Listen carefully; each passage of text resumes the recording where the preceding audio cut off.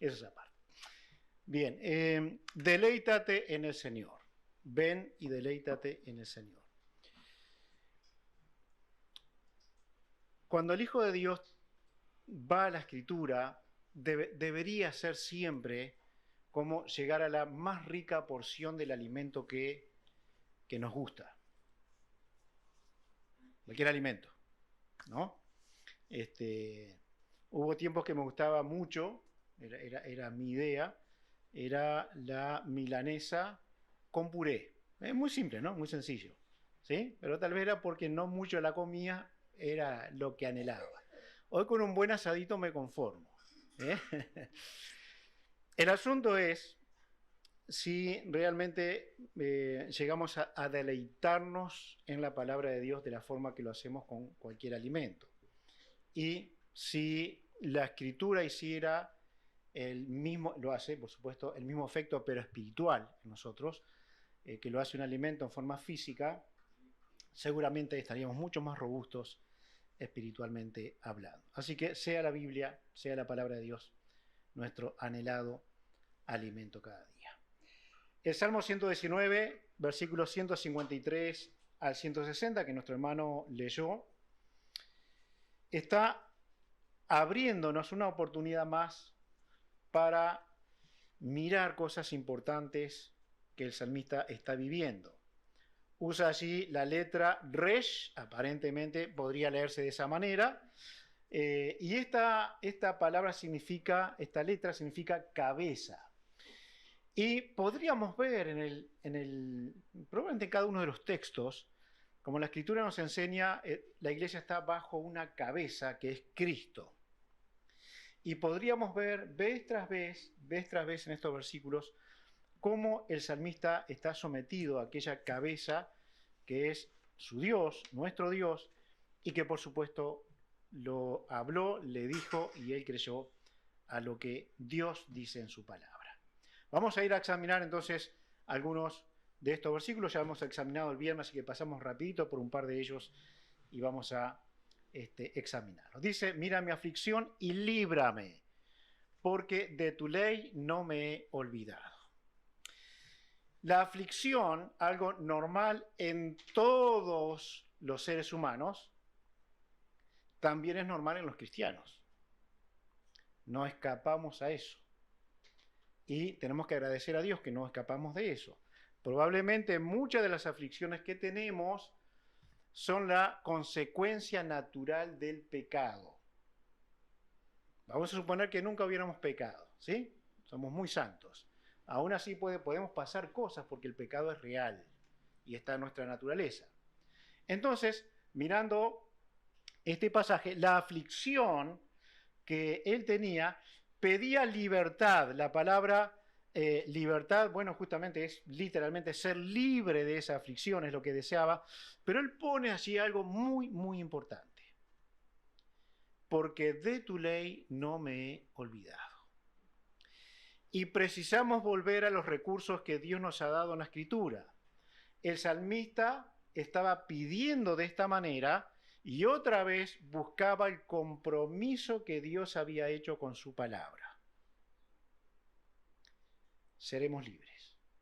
Seremos libres. ¿Recuerdan cuando Jesús dijo, si el Hijo os libertare, seréis verdaderamente libres? ¿Sí? Bien. El Hijo de Dios que tiene, vamos a usar palabras que usan las iglesias carismáticas, ataduras, ataduras a algo, puede ser libre, porque tiene todo en la Escritura y todo en la verdad de Cristo para ser libre de muchas de las aflicciones que no deberíamos tener. Jesús dijo que Él vino para dar vida y vida en abundancia. Así que la libertad que el salmista pedía era porque Dios lo había dicho y Él no se olvidaba de esto. Buena memoria para lo que nos conviene, ¿no? Sin embargo, es escritural. Podemos orar, pedir a Dios en base a lo que Él ha dicho, y es así como tenemos que pedir, en base a lo que Él ha dicho.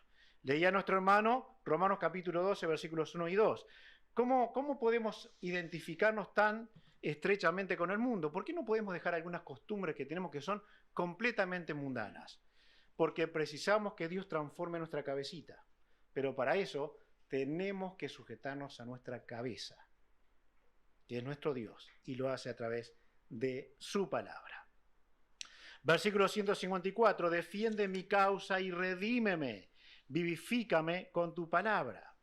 Y esto es muy lindo porque si alguien puede defender la causa de un hijo de Dios, el viernes estuvimos viendo que por lo menos había tres partes o tres áreas en las que podríamos perfectamente acudir para ser libres y tener defensa de nuestra causa.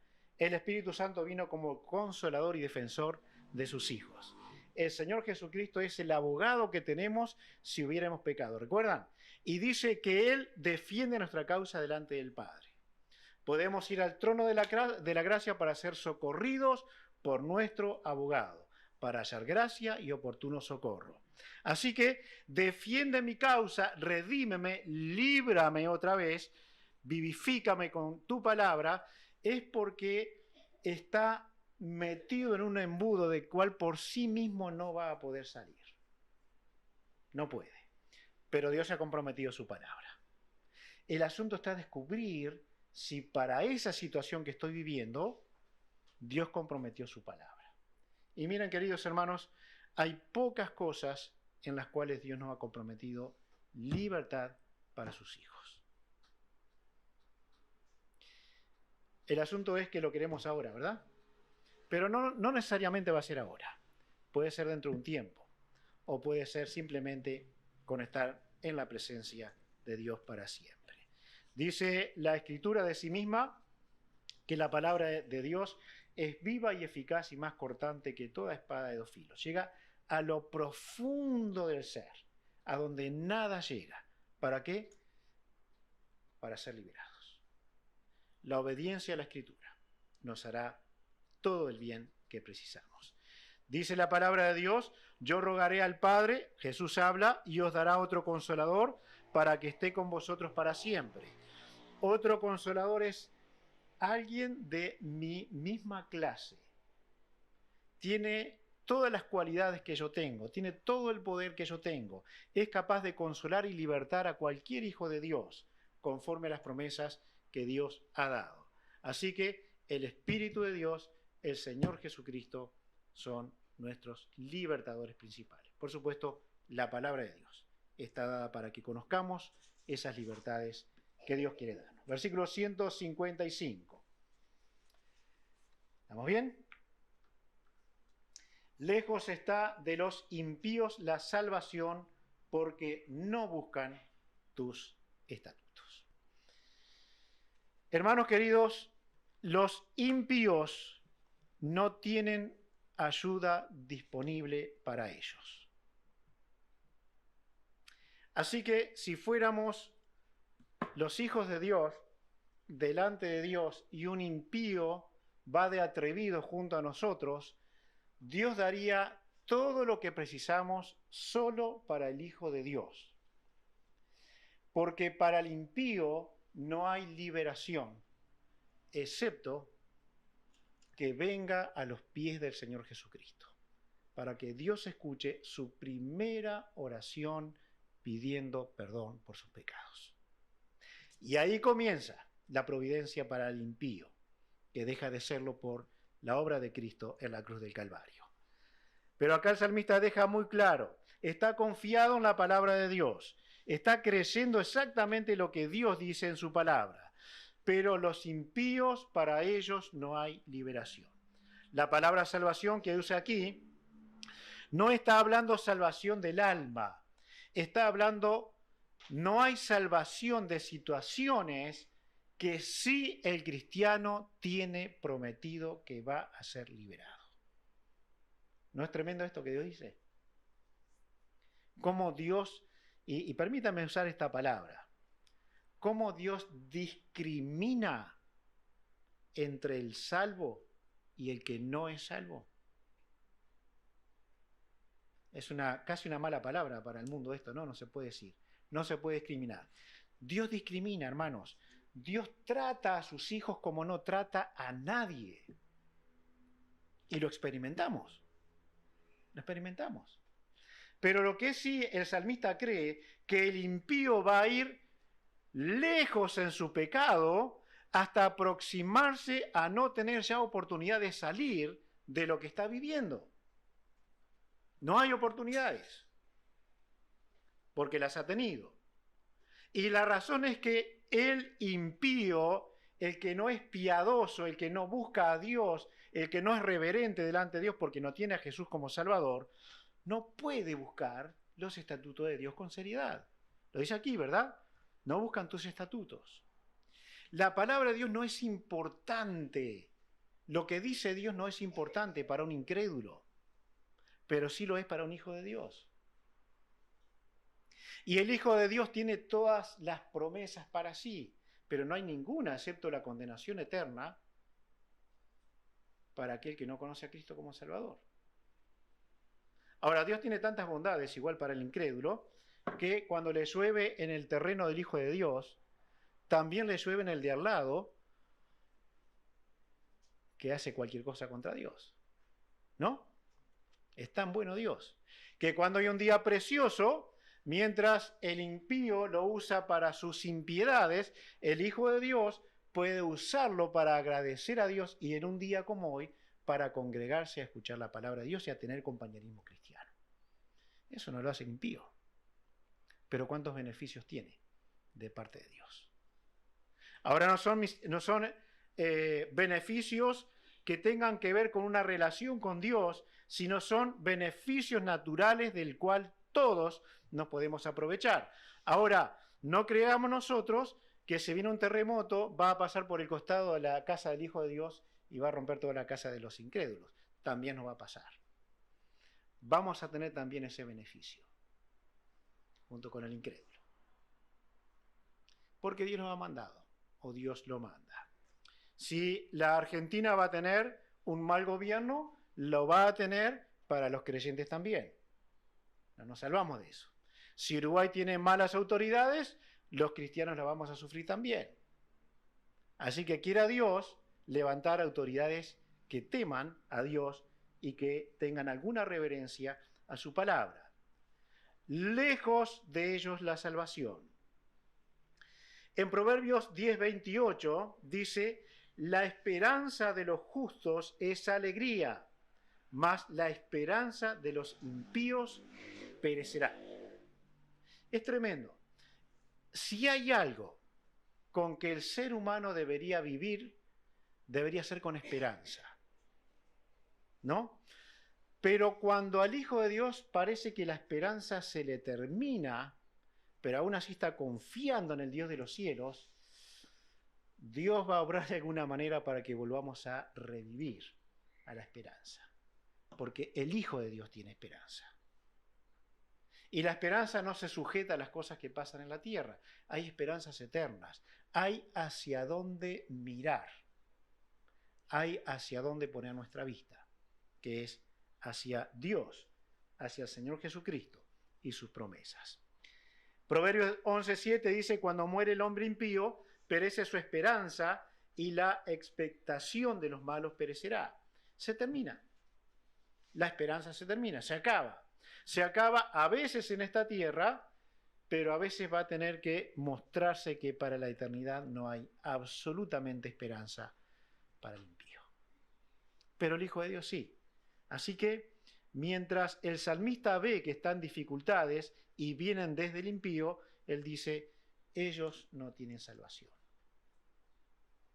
En ellos no hay esperanza, pero sí hay en mí.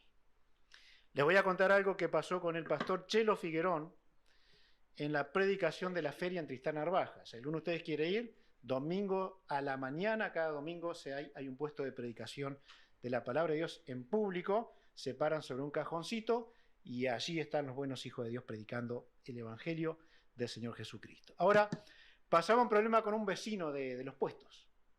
Un vecino tenía unos puestos que había tomado de atrevido.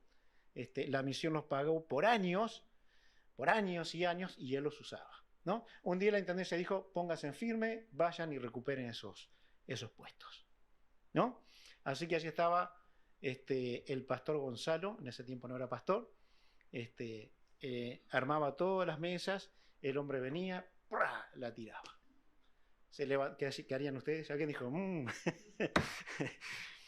eh, las levantaba de vuelta, el hombre venía, las tiraba. Las levantaba de vuelta, llegó a cansarse, por supuesto, ¿no? Pero eran puesto que la misión estaba pagando. Ahora llegaba el tiempo de la predicación. El tiempo de la predicación. Y quien predicaba comúnmente era con mucha vehemencia, era el pastor Chelo Figueroa, quien bautizó a la familia Melo. Él se puso a predicar y ¿qué pasaba? El hombre al lado gritaba, insultaba, decía de todo y una cosa que decía, ladrón, devolveme el puesto, devolveme el puesto.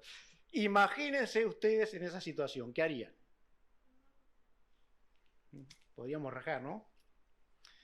Pero el pastor Figueroa decía, no le hagan caso, con su microfonito acá, no le hagan caso. Él es un pobre hombre, no tiene a Cristo. Y era exactamente eso. Un pobre hombre sin Cristo y sin esperanza. De eso habla el salmista. Ellos vienen contra mí.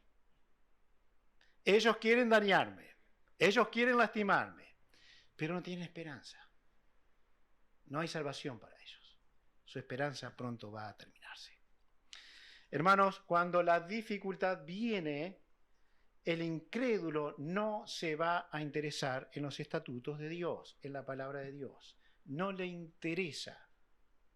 A no ser que en esa obra de Dios, Dios lo lleve a la Escritura y esa persona se convierta a Cristo. Quiera Dios que ocurra y muchas veces. De hecho, ese hombre que tiraba las mesas y que insultaba, una vez fue visto en el hospital de clínicas leyendo la Biblia. Hasta donde Zeno se convirtió, hace poco estuve hablando con Juan, hasta donde Zeno se convirtió. Pero a veces la gente en tiempos límites va a la Escritura. ¿Y por qué no? Si Dios usa la palabra, se convierta tal persona. Hermanos, está disponible para nosotros la esperanza, la salvación, no para el impío. No hay promesa para el impío, más que juicio y condenación. Job 8:13 dice, tales son los caminos de todos los que olvidan a Dios, y la esperanza del impío perecerá. Bien, ¿cómo actuamos los hijos de Dios cuando un impío hace cosas contra nosotros? Cuando alguien que va al infierno hace cosas contra nosotros. ¿Saben? Creo que sí, podemos ocupar los dos puestos. Lo estamos pagando. Hay que levantar las mesas y reclamar los dos puestos. ¿Sí? Hay cosas que podemos reclamar contra un impío o contra las autoridades incluso. Podemos hacerlo porque legalmente estamos capacitados. El asunto es, ¿cómo accionamos cuando alguien quiere dañar nuestras vidas? Y a veces los creyentes tenemos que avergonzarnos mucho del testimonio que dejamos incluso a los que se van al infierno. Quiera Dios tenga misericordia sobre nosotros. Esto es lo que pide en el siguiente versículo. Muchas son tus misericordias, oh Jehová, vivifícame conforme a tus juicios. Vivifícame usa 3 veces en estos textos. Hay una necesidad de salir a la vida del salmista. Hay una prisión que parece atarle y que pide, por favor, líbrame, porque va a ser la forma en que voy a poder estar vivo. La palabra muchas, cuando dice aquí son tus misericordias, es algo que es abundante. Él las comprobó. Muchas son tus misericordias. Y habla de misericordias y podría traducirse de esta manera. La misericordia es amar profundamente, tener compasión o cariño tierno. ¿Pueden recordar algún pasaje de la Escritura de un amor tierno? ¿Recuerdan al hijo pródigo? ¿Recuerdan al papá?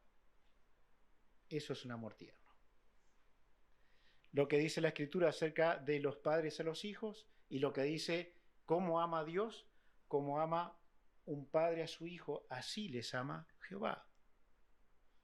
No hay un padre que daría una piedra en vez ¿de qué? De pan. Y así ejemplos que está dando Jesús.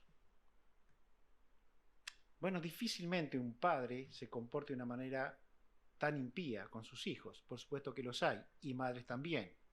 Pero esto no ocurre con nuestro Padre Celestial. Muchas son tus misericordias. Mucho es tu amor tierno. Mucho es tu cariño tierno para mí. Y esto se nota tanto más cuando estamos en ciertas dificultades. Dios es muy tierno y Dios nos ama de verdad, de verdad. El salmista está pidiendo esas misericordias que evidentemente las considera grandes, muchas. Pide que Dios le dé vida, recuperarse, estar bien, hacer vivir, refrescarse. Él quería volver a una vida que parecía estar perdiendo por causa de sus enemigos. Y bueno, podemos vivir estas cosas, ¿no? Pero lo que el salmista está exaltando aquí, resaltando es, y lo tenemos que hacer nosotros y preguntarnos, ¿estoy considerando sus misericordias? ¿Alabamos a Dios por eso? ¿Alabamos a Dios en tiempos difíciles? ¿Nos damos cuenta que Él no deja de ser el tierno Padre para nosotros? A pesar de lo que vivimos. Te propones afirmar que esto es verdad y alabarlo por sus acciones compasivas que tuvo para ti esta semana que pasó y la anterior hasta tu nacimiento y aún antes de eso. Dios es misericordioso y el salmista podía reconocerlo. Versículo 157. Muchos son mis perseguidores y mis enemigos, mas de tu testimonio, no me he apartado. Usa otra vez la palabra muchos. Primero era mucho ¿qué? Muchas misericordias. Muchas. Ahora está diciendo algo similar. También muchos son mis enemigos. Son muchos. Son abundantes mis enemigos. No pareciera ser que esta sea una experiencia muy normal entre nosotros, entre el pueblo de Dios, pero sí a veces ocurre, ya sea en lugares de trabajo, de estudio, cualquier lugar donde tú te muevas, que algún enemigo se levanta contra ti. Alguien se levanta contra ti. Y nunca olvides que sus misericordias son igual en el peso a tu favor. Es más, si lo cantamos, su gracia es mayor. ¿Cuándo? Es mayor que el pecado, es mayor que las situaciones que vivimos, es mayor que nuestras decepciones, es mayor que absolutamente todo lo que nosotros podamos vivir. Sin embargo, no podemos dejar de reconocer que a veces ocurren algunos enemigos. El salmista tenía muchos, pero otra vez, ¿qué lo fortalecía? ¿Qué lo mantenía? Porque el versículo que hemos leído, el 155, al final, porque no buscan tus estatutos. Pero él dice, mas de tus testimonios no me he apartado. Y esto es el camino correcto. Es el camino correcto. Es la forma en que el Hijo de Dios va a estar de pie ante sus enemigos. El mismo peso entonces entre muchos y muchos, pero Dios es mayor. Su misericordia y su gracia están dispuestas para nosotros. El Hijo de Dios vive bajo ciertas presiones.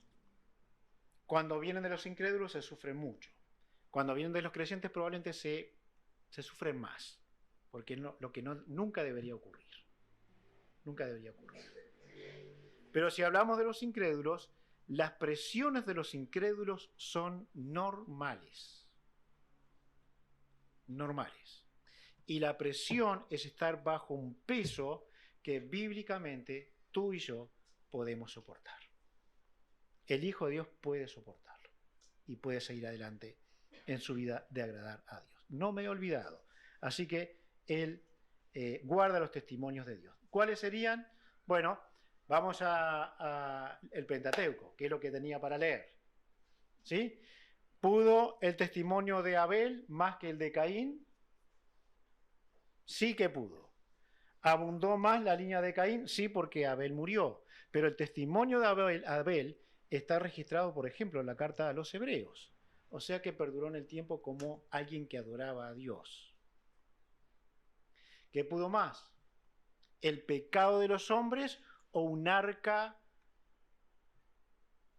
desde la cual se anunciaba algo que no había existido hasta ahora? Va a llover. Todavía no había llovido. ¿Qué pudo más? ¿Qué es mejor guardar? ¿Fue fiel para su pueblo, sus creyentes en ese tiempo? Sí que lo fue. Quedaron muy poquitos. Así que el salmista podía encontrar que a pesar de los problemas que tenía, Dios podía, lo iba a hacer, mantenerse fiel como todo lo que él leía de la Escritura.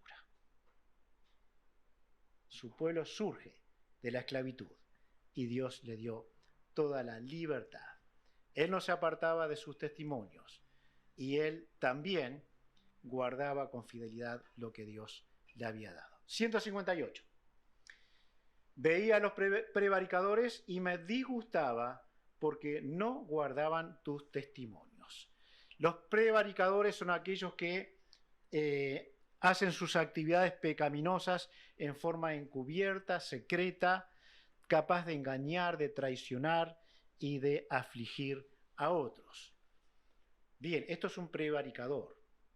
Por ejemplo, la Escritura nos enseña que tengamos extremo cuidado con la doctrina, ¿no? Con lo que Dios enseña. Llegar lo más cerca de la verdad porque nuestra imperfección y pecado no nos permite descubrir absolutamente toda la verdad de Dios. Ahora, no somos dueños de la verdad, tenemos que reconocerlo fielmente, pero necesitamos comprender las cosas que van a sustentar nuestra vida en la verdad de Dios. Dice la palabra, Jesús prometió el Consolador, dijo, Él os guiará a toda verdad. Es real, el Espíritu de Dios nos va a guiar a toda verdad. Ahora, el Hijo de Dios tiene que tener un ojo muy fino para poder cumplir las advertencias que tuvo Juan en sus cartas, que tuvo Pedro en sus cartas, que tuvo Pablo en sus cartas. Ojo con los falsos, porque se meten como verdaderos, pero solo van a destrozar al pueblo de Dios.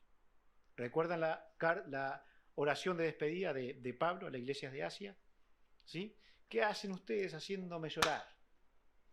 Cuiden del rebaño, porque de adentro mismo vendrán falsos. Y es cierto que la iglesia sufre falsos que muchas veces vienen de adentro. Así que estos son capaces de cosas en secretos, prevaricadores, y cuando los encontramos hay un disgusto muy intenso, o debe haberlo, en el Hijo de Dios. Me disgustaba. La razón es, no guardan tu palabra. La tienen, la leen, pero no la obedecen. Van en contra de lo que Dios dice. Y tenemos que ser serios en esto, ¿sí? Muy serios en esto. La palabra significa que éste detestaba o despreciaba el estilo de vida de tales individuos. Me afligía por ellos. ¿Cómo era la conducta de estos que parecían ser hermanos? Ahora, queridos hermanos, la base de su padecimiento, padecimiento disgusto, es no guardaban tus palabras. Ese era el asunto. No guardaban tus palabras.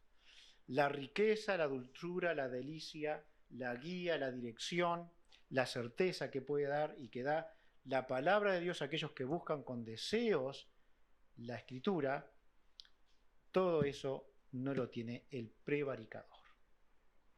Ese conoce y probablemente en algún momento va a luchar en contra de la verdad revelada de Dios. Seamos cuidadosos, son tiempos muy difíciles, muy difíciles para el pueblo de Dios. Juan decía, salieron de nosotros porque no eran de nosotros. Bien, no todo el que sale es porque es un falso, pero probablemente esto se dé cada vez más, cada vez más.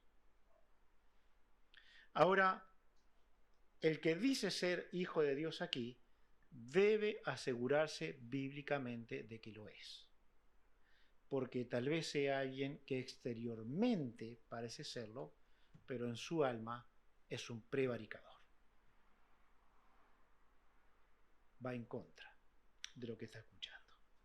En Mateo capítulo 7, recuerden ustedes, Jesús decía, no todo el que me dice, Señor, Señor. ¿Recuerdan? ¿Recuerdan que era cómo se defendía esta gente? ¿O cómo se va a defender en el juicio? ¿Cómo es la defensa que hacen? Ahí está. O sea, podrían confundirse entre nosotros, pero muy fácilmente. En tu nombre hicimos esto. En el caso de aquel tiempo especialmente, sanamos personas, expulsamos demonios. Tenía una vida religiosa bárbara. Pero la respuesta de Jesús en el juicio es, apartaos de mí. Más fuerte, Eso. Obradores de maldad. Y algo más agrega, nunca os conocí. Pero estaban en la iglesia. Todos los domingos estaban ahí. Ofrendaban, cantaban, salían a las actividades. ¿Pero qué dice? Nunca os conocí. Así que el cuidado y creo, hermanos, estos últimos tiempos, si lo son, van a estar muy complicados, ¿no? Es donde se va a revelar la verdad de Dios.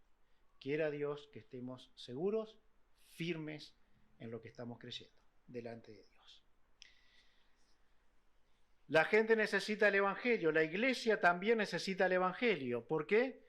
Porque tal vez haya unos cuantos incrédulos dentro de nuestra casa y de la casa en general de la iglesia que dice ser de Dios. De modo que si alguno está en Cristo, nueva criatura es, las cosas viejas pasaron, he aquí todas son hechas nuevas, 2 Corintios 5:17. Lo que Cristo vino a dar es vida nueva, vida real, vida nueva, transformar las vidas. No a que sean iguales, no a que todo siga igual. Entonces, cuando miramos al salmista decir, aquellos son prevaricadores, quiere decir, leen la Escritura, pero van en contra de ella. Tienen la Escritura, seguramente para entonces, van al tabernáculo, van al templo, pero hacen todo lo contrario de lo que se les está enseñando. Y esto causaba mucho dolor en el corazón del salmista. Los transgresores necesitan a Cristo. Los incrédulos necesitan a Cristo como Salvador. No necesitan estar en este lugar. No necesitan ofrendar. No necesitan cantar. Necesitan a Cristo. Eso es lo que necesita alguien que no tiene la salvación de su alma. 159. Mira, oh Jehová, que amo tus mandamientos, vivifícame conforme a tu misericordia. Son palabras muy, muy, muy lindas, si las pudiéramos decir con todo el corazón, ¿no? Si las pudiéramos decir. Amo tu palabra, amo tu palabra. Mira que la amo. Bueno, si yo le pudiera decir a mi esposa que la amo, creo que la amo, pero a veces son medio mentirosos, entonces ella no siempre tiene por qué creerme, pero la amo. Ahora, si yo hiciera cosas que demostrarían claramente que no la amo, no la amo. Y cuando la Biblia dice, y el salmista dice que amo tus mandamientos, Eso era verdad.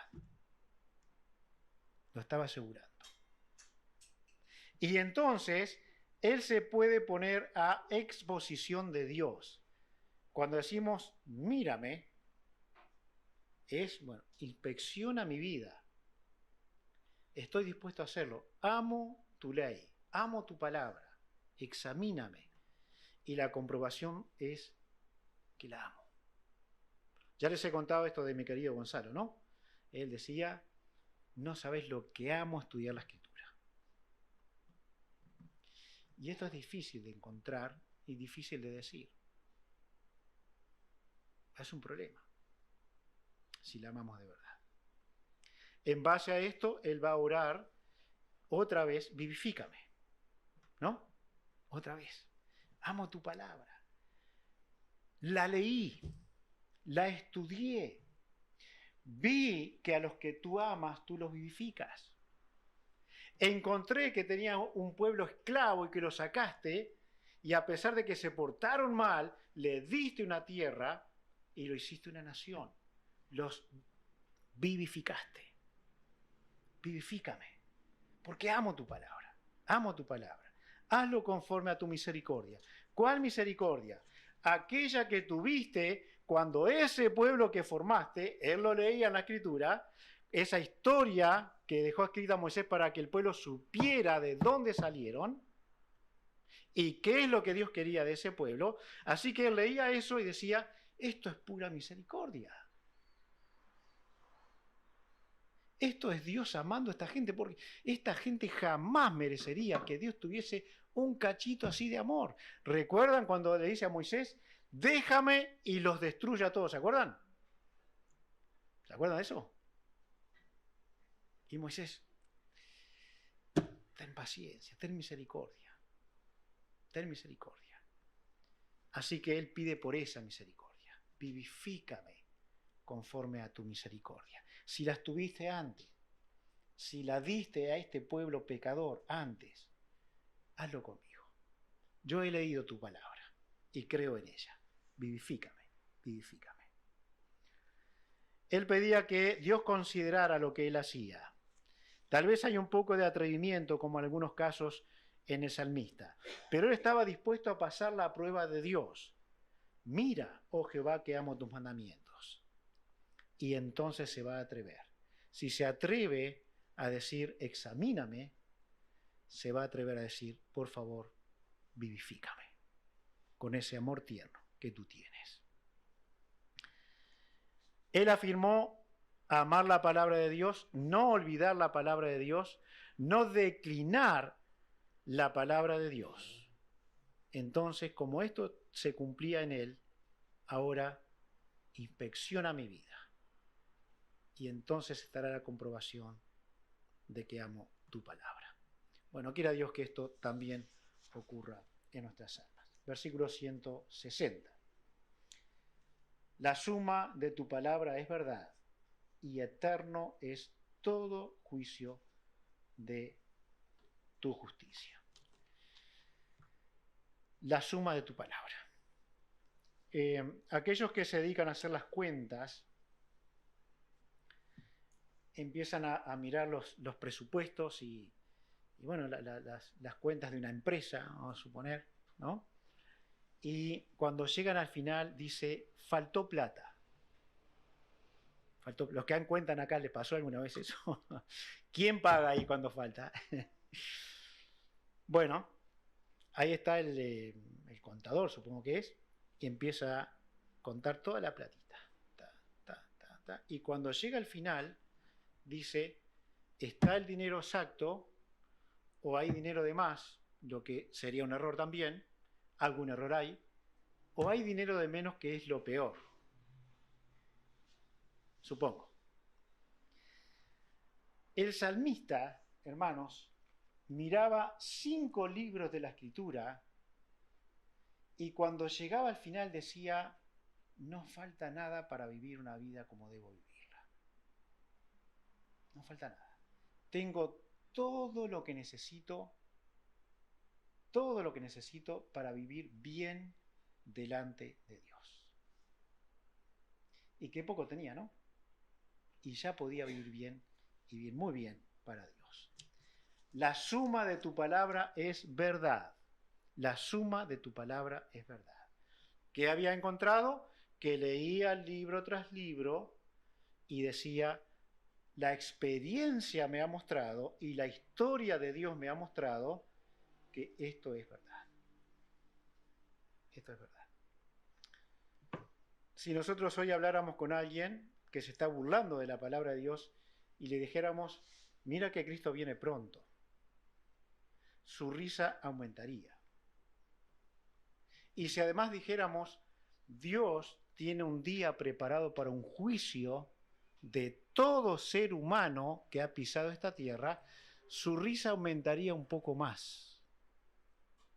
Y si le agregáramos a eso que todo aquel que va a un juicio sin Cristo va a una condenación al infierno eterno, su risa aumentaría un poco más. Pero para nosotros, la suma de tu palabra es verdad. Es verdad. ¿Duda usted que Dios se va a glorificar en todo lo que está pasando en este mundo? ¿Duda eso? ¿Duda usted que Dios va a usar, será ahora, un poco más tarde, a Israel como su nación para avergonzar a todo el mundo? ¿Duda usted eso? Porque se va a cumplir. Se va a cumplir. Está dicho, no está cumplido. Pero la suma de tu palabra es la verdad. Es la verdad. Así que nosotros llegamos a leer el último libro, que es el Apocalipsis, y suman 66 libros. 5 eran verdad. 66 son verdad. Y no hay que agregarle nada y no hay que quitarle nada. Esta es la verdad de Dios. ¿Es de tu confianza esta escritura? Porque esta misma escritura que te puede salvar, te puede mandar al infierno eterno, a la condenación eterna. De hecho, sin Cristo, dice la palabra, Jesús lo dijo, que ya estás condenado, ya estás en un infierno eterno. Ahora, si crees en Cristo, en lo que dice la palabra de Dios acerca de Cristo y su salvación para tu alma, la Escritura dice que eso va a cambiar. Hay cielo eterno, vida eterna para ti. Ningún cristiano debería dudar, aún de las cosas que no llegue a entender de Dios. Aún de las cosas que no llegue a entender de Dios. Y hay muchas cosas que no entendemos, pero son verdad. Son verdad. Cuando le podamos decir a un incrédulo que Dios ama y que Dios es amor, ellos dirán una respuesta a veces muy rápida, la más rápida y la más sencilla. Pero si Dios ama, ¿por qué pasan las cosas que pasan en el mundo? ¿No? ¿Cuál sería la respuesta del creyente? ¿Sí? ¿Pecado? Habría unas cuantas cositas que podríamos decir. Y no son tan difíciles, ¿eh? No son tan difíciles. No escondamos a Dios, porque Dios no necesita de nosotros para transmitir sus verdades. No necesita de nosotros, pero nos usa. Nos usa y tenemos que creer a la verdad. Las personas sin Cristo se van al infierno, a una condenación eterna. Y las inmensas maldades que este mundo está viviendo con tanta rapidez y tanto crecimiento son maldades que Dios va a condenar. Y toda persona que no tenga a Cristo como Salvador se la han lanzado, conforme a la Escritura, el libro de Apocalipsis, al lago de fuego que arde en fuego y azufre, y esta es la muerte segunda. Es verdad. Es verdad. Que se rían.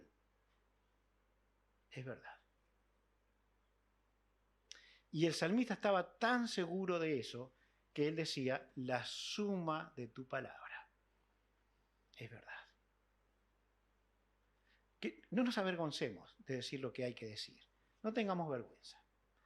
El mundo se va a avergonzar por no creer. El incrédulo va a ser avergonzado. pero el creyente va a ser glorificado para la eternidad. ¿Tiene usted esta esperanza tan profunda en la palabra de Dios, tan segura, tan cierta? ¿Le da alegría a la Escritura por ser la verdad? ¿Entiende que Dios no nos está mintiendo, no nos está engañando? ¿Entiende que Dios escribió para que quede firme para siempre, para que creamos la verdad? Que no lo va a dar el mundo. No, la verdad no la tiene la ciencia, la verdad la tiene Dios. Y cuando la ciencia tiene verdad, cierran la boca y cometen el terrible pecado del cual van a dar cuenta, de cambiar sexo en niños. Es inmundicia delante de Dios. Esa es la verdad. Esa es la verdad. La ciencia, ¿vieron la palabra que usan? Son retrógrados los cristianos. ¿Sí? Exactamente eso. Cuando vamos a la palabra de Dios, encontramos que eso ya estaba atrás. Volvemos atrás como retrógrados y les decimos, van a perecer en el fuego eterno. Porque la suma de la palabra de Dios es verdad. Hermanos, a veces, lamentablemente, nuestra condición de pecadores nos hace limitar el mensaje, esconder el mensaje, cortar el mensaje, y eso es cortar la verdad de Dios.